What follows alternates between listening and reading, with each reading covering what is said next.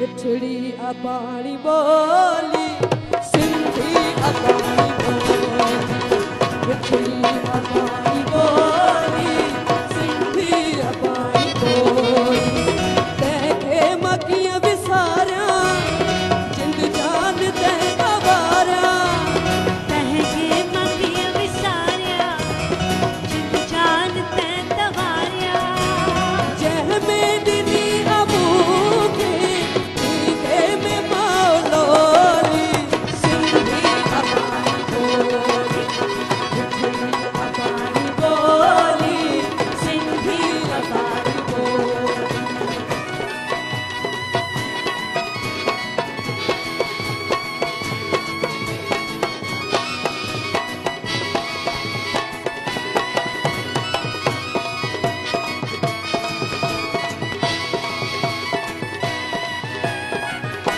हर क़ौम जी सुञाणप उन जी ज़बान आहे हर क़ौम जी सुञाणप उन जी ज़बान आहे ज़िंदा तू सिंधी आहीं ज़िंदा त तुंहिंजी ॿोली ज़िंदा तू सिंधी आहे ज़िंदा तू सिंधी ॿोली सिंधी अबाणी बोली मिठड़ी अबाणी बोली सिंधी अबाणी बोली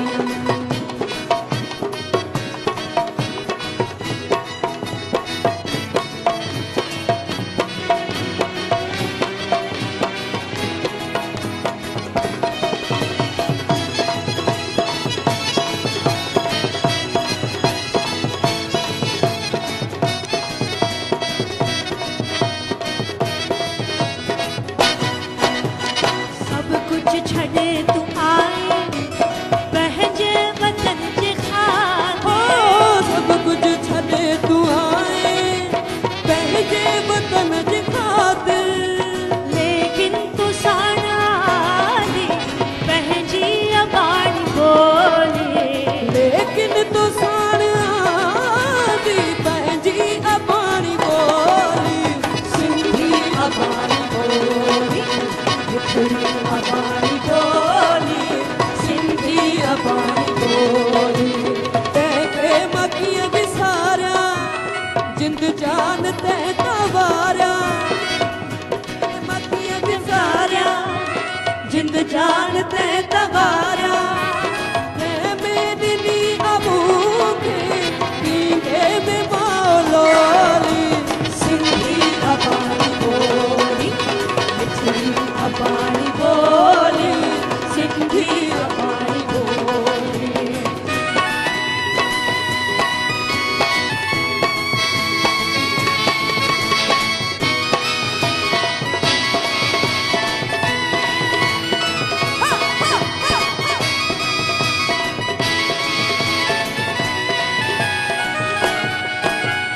दुनिया जे हर हिस्से में